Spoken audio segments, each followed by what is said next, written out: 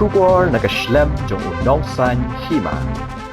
Ka Press Information Bureau Shillong hakajing trailang bat ka Meghalaya Police kala penlong ya kajing ay jing hikai ne ka vartala halor ki lain tili ki an bat mai kata ka Bharatiya Nagrik Suraksha Sanhita 2008 phulai bat ka Bharatiya Sakshya Adhiniyam 2008 phulai hagani ka singina kalyang kinong kren kila batay halor kini ki an ki bat mai ki ban shen an sa pentray kam hagarihi barok away layo ru'i ka presentation ka ba shy shishu halor kini ki an hakaba la batay ki jinyo jing mentoy lada ya kani ka an pentray kam kinong kren hagani ka sngi kila batay ru halor ki babun ki ay kamtam na kalyang katanat pulit ka baka hab banle ban skonto shishu halor kini ki an tungin ya ngap ya ka jing batay bat ka presentation na kini kinong kren punishment for theft, it will be replaced by section 303 of BNS. Section 376, punishment for rape, it will be replaced by section 64 of BNS. Section 420, punishment for cheating, it will be replaced by section 318 of BNS. Section 498A, woman subjected to cruelty by husband, it will be replaced by section 85 of BNS. Section 120B, criminal conspiracy, punishment for criminal conspiracy, it will be replaced by section 61 of BNS. Now these are the common sections of CRPC which are commonly used. Common sections of CRPC and BNS is generally used. 144, as we all know, imposition of 144, power to issue orders by executive magistrate, it will be replaced by section 163 of BNSS. Section 151, arrest to prevent commission of cognizable case, it will be replaced by section 170. 154, FIR, registration of FIR, it will be replaced by section 173 of the BNSS. Now the changes made in this section is zero FIR. Concept of zero FIR has brought into accord. It means there is no jurisdiction. FIR can be filed at any police station irrespective of jurisdiction.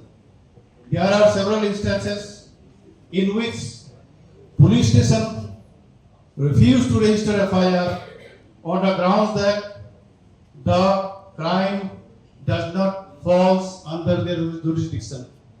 But now 173 says irrespective of jurisdiction. There is no question of jurisdiction. If a crime happened in Laban area, FIR can be filed in Sadar or Inza or any other place. EFIR. It also speaks about EFIR. It says FIR can be filed through electronic mode, through email or WhatsApp. It says EFIR. It does not say whether it is through email or through WhatsApp. Okay, but the condition is that if an FIR is filed through e-mode, EFIR, the person filing the FIR, he has to sign it within a period of 3 days. That is the condition laid down in section 173 of the BNSS. Person filing an FIR through electronic mode, he has to personally appear and sign the FIR within 3 days. But now the question is that if the person does not appear before the police station for filing an FIR within 3 days and it is a cognizable case, then what will police do? Police will register a case or not? It is the law is silent on this aspect. So as per my understanding, if it is a cognizable case, police have to go for suo motu registration. If it is a non-cognizable case, then police can go for inquiry. And the limitation of PE is 14 days. Within 14 days, police have to go for preliminary inquiry and submit a report whether a cognizable case is made out or not. If there is no cognizable case, report has to be sent to the court. Now, section 173, final report, charge sheet. Final report, the section has been replaced by, 197 is prosecution of judge and magistrate. It will be replaced by section 218. Okay. Section 197, prosecution of judge and magistrate. It is for taking prosecution sanction for prosecuting a public servant. As of now, there is no time limit. But now, the new act says within 120 days, prosecution sanction has to be accorded. If prosecution sanction is not given within 120 days, it will be deemed to have been given. 173 final report, it says 173 will be replaced by section 193 of the BNSS, and it says chain of custody. Seizure of electronic record like mobile phone or any other devices, the chain of custody has to be reflected in the charge sheet. 311A, it says power of magistrate to order specimen writing and handwriting. I quoted this section because as per 311A, arrest is mandatory for taking the specimen writing of an accused. But in the new section, that is section 349, it says magistrate can pass an order for taking the specimen without arresting the suspect or accused person. Okay, next please. Now, the new act, it says justice system based on Indian thinking. These acts are intended to overhaul the Indian legal system and establish a justice system based on Indian thinking. The new criminal laws will free people from colonial mindset and its symbol and decolonize our minds.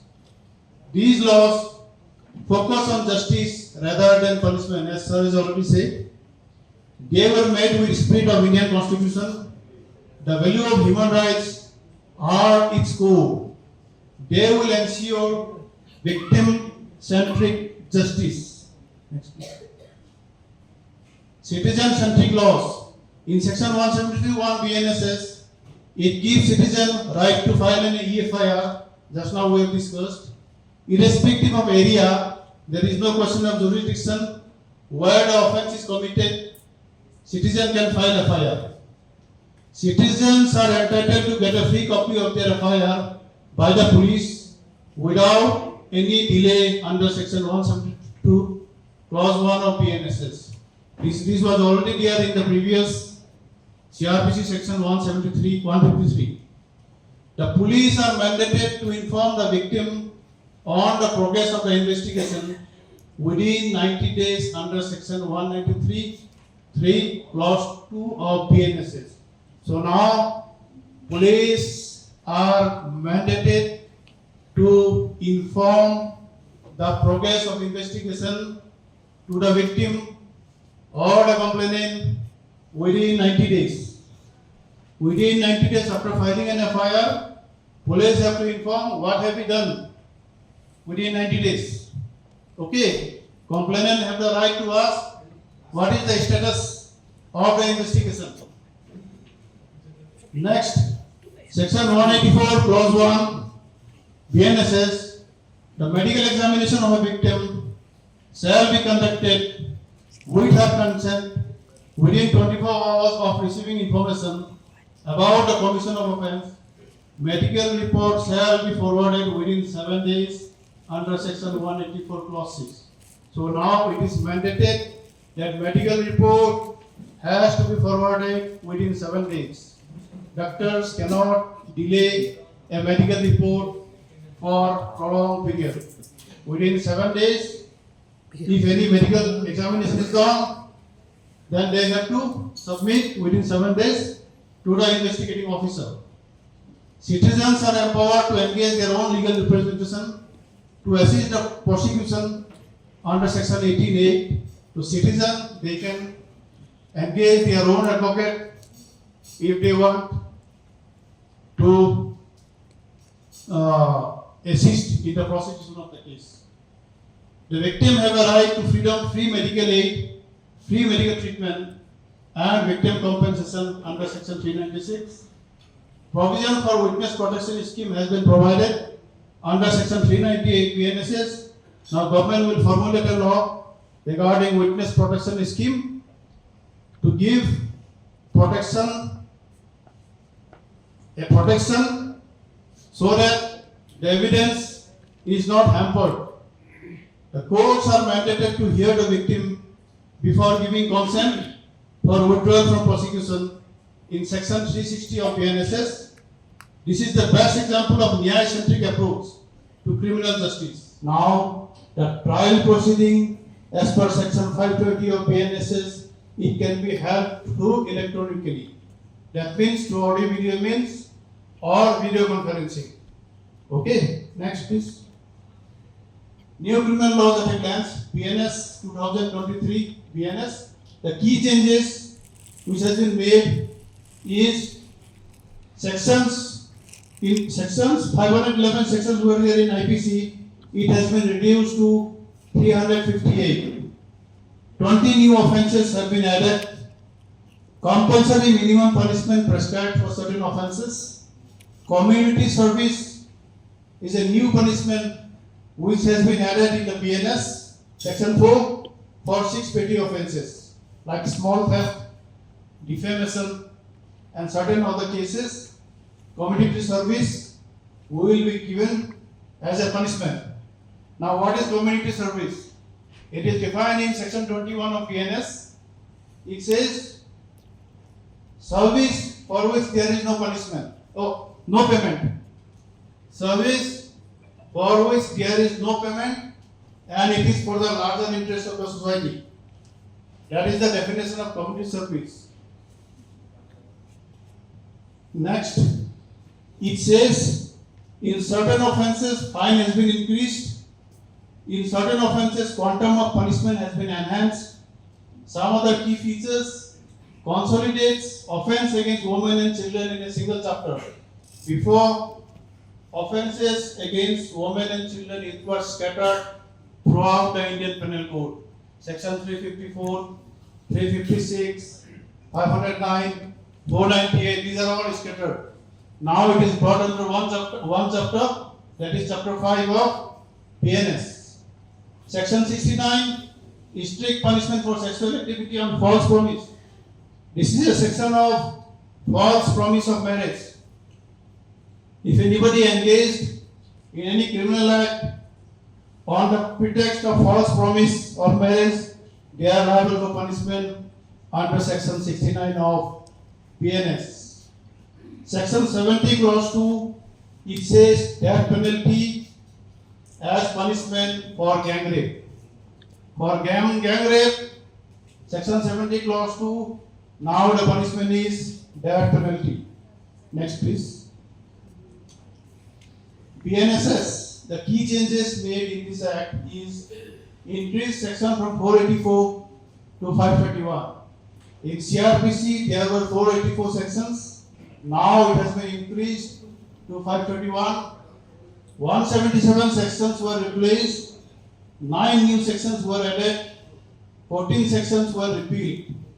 Some of the key features of the BNSS is enhanced use of technology in investigation, increased fines by magistrate, streamlined FIR processes and victim protection. Section 173, as we have already discussed, zero FIR and e-FIR provision has been introduced. Section 176(1), law permits audio-video recording of victim statement.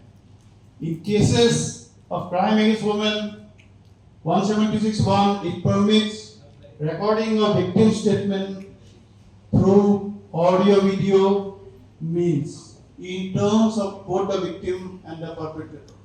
Section 2 of BNSS, gang rape with girl under 18 years of age is made punishable with life imprisonment of that. That is section 70 of BNS. Engaging in sexual activity under false promise of marriage or disguised identity is now considered a criminal offence. Section 69 of BNS. Medical practitioners are mandated to send a medical report of a victim of rape to the investigating officer within 7 days. That is section 51, clause 3 of BNSS. Next, please. Infusion of technology in the delivery of justice.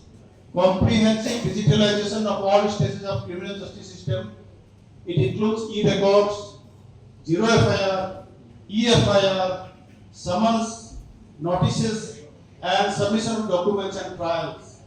Introduce provision for the electronic statement of victims and e-appearance for the presence of witnesses, accused, expert, and victims through electronic means. Definition of documents to include server logs, locational evidence, and digital voice messages. The law of evidence now treats electronic evidence as equivalent to physical evidence in the code. Section 2, clause 1D of BSA. The scope of secondary evidence broadens under this law, incorporating oral evidence, written admission, and evidence of skilled person who has examined the document. Section 58 of BSA introduces procedures for videography of search and seizure, including preparing list of seized items and witness signature. Section 105 of BNSS, it says if any search is conducted, videography of the search proceeding is mandatory under section 105 of BNSS. Next, please. Victim-centric approach. It recognizes the victim as a stakeholder in the criminal proceedings, providing participatory rights. The victim has a right to be heard by the court before withdrawal of the case. Section 360 of BNSS. Victim entitled to a copy of the FIR and possesses the right to be informed about the progress of the investigation within 90 days, as we have already discussed. Section 193, clause 3, small 2 BNSS introduces the witness protection scheme, acknowledging the critical need to shield witnesses from threats and intimidation. Section 398 BNSS. Witness protection scheme, it is already there under Unlawful Activities Prevention Act. Now it has been incorporated in BNSS under section 398 of the Act. The statement of rape victim shall be recorded only by a lady judicial magistrate and in her absence by a male judicial magistrate in presence of a woman.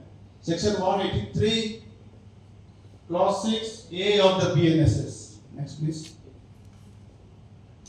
Refined offense and punishment. Snatching is a new punishment which has been incorporated in the BNS. It says snatching is a cognizable, non-bailable, and compoundable offense. Section 304 of the Bharatiya Nyaya Sanhita. Definition and punishment for terrorist act covered under this act that pose a threat to Indian unity, integrity, sovereignty, security, economic security, or spread terror among any groups. Terrorist Act, as of now, there is a special act, that is Unlawful Activities Prevention Act. Now, all the penal provisions like harboring, funding, it has been covered under the PNS under section 130. Changes to sedition. The offense of sedition is eliminated and BNS penalizes acts endangering the unity and integrity of India. Rajdrah repealed with introduction of Rajdrah. Section 152 of the BNS. Mob lynching introduced as an offense and it carries a maximum penalty of death. 103 clause 2 of the BNS has introduced mob lynching as an offense. Organized crime has been clearly defined under 111. There are two types of organized crime. 111 it says about organized crime. 112 says about petty organized crime. So now, as we know, cyber crime is on the rise. So cybercrime cases in which organized gangs are involved, they can be booked under section 111 of PNS under the provision of organized crime. The decline of the Mughal rule and prior to the coming of the Europeans was not a unified political entity, and as such, prior to the coming of the British, India as a region was a collection of different political units on the basis having different political systems and systems of administration of justice depending on the region and the political system in place. The jurisdiction, power and rules of existing courts as well as the police establishments and the laws in force in India. The first Indian Law Commission was constituted under the chairmanship of Lord Macaulay in the year 1824.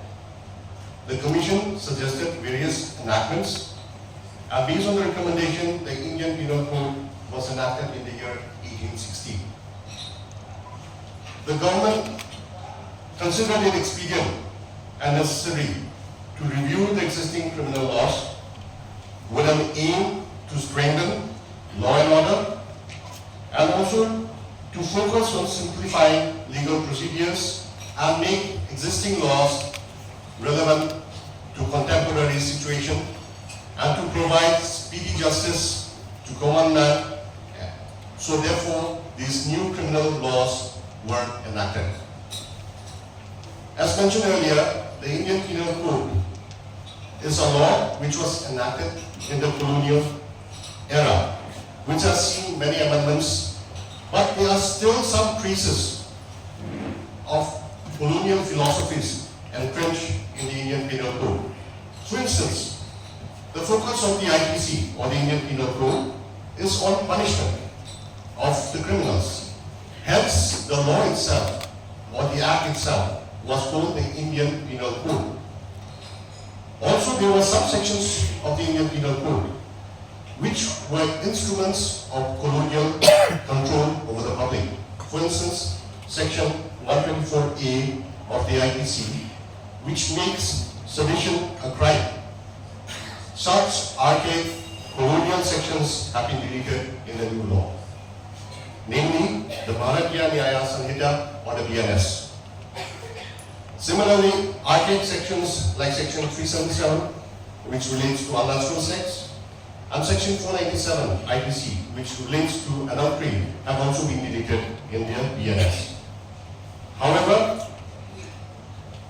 the BNS has introduced some changes by introducing community service as a new mode of punishment.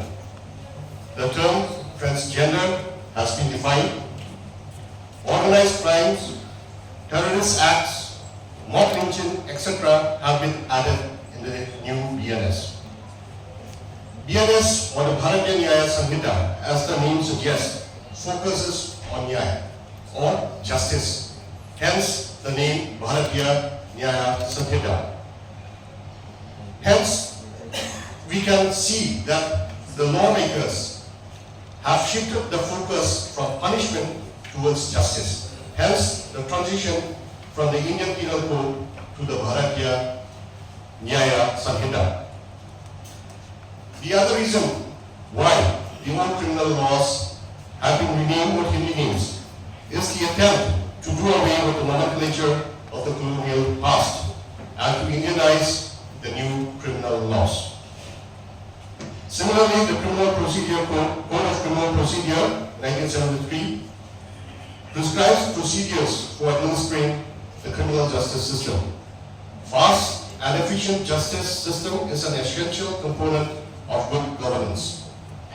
However, delay in delivery of justice due to complex legal procedures, large pendency of cases in the courts, low conviction rates, insufficient use of technology in legal systems, delay in investigation, inadequate use of forensics are the biggest hurdles in speedy delivery of justice, which impacts the common man. In order to address these issues, a citizen-centric criminal procedure has been adopted in the Bharatiya Nagrik Shudaksha Sanhita or the PNSS 2023. which has replaced the CRPC. The BNSS provides for the use of technology and forensic sciences in the investigation of crime. Specific timelines have been prescribed for time-bound investigation, trial, and pronouncement of judgments. Summary trials have been made mandatory for petty cases. The accused persons may also be examined through electronic means like video conferencing, and the magisterial system has also been streamlined. The Indian Evidence Act was enacted in the year 1872 and has been in use with some amendments, but the Indian Evidence Act does not address the technological advancements which the country has undergone in the last few decades. The new law, that is the Bharatiya Sakshya Adhiniyam 2023 or the BSA, provides for evidence to be provided electronically and permit appearances of witnesses, accused persons, experts and victims through electronic means like video conferencing. BSA also provides admissibility of electronic or digital record as evidence, and digital evidence is now treated as on par with other forms of evidence like paper records, documents, etc. BSA also seeks to expand the scope of secondary evidence to include copies made from originals under certain conditions. The BSA also seeks to put limits on the facts which are admissible and its certification as such in the courts. In conclusion, the transition from the old criminal laws to the new criminal laws is the need of the hour, which makes the criminal justice system more citizen-friendly, more accessible to the public, and more transparent. However, there will be challenges in the implementation of the new criminal laws, which will come into effect from the 1st of July 2024. But I am optimistic that the new criminal laws will not only serve the people of India in the manner in which it was intended to, but the new criminal laws will remain to be relevant for a long time in future also, and since it has been made future ready with the new amendments. With this, I conclude my speech. Thank you all. Jai Hind.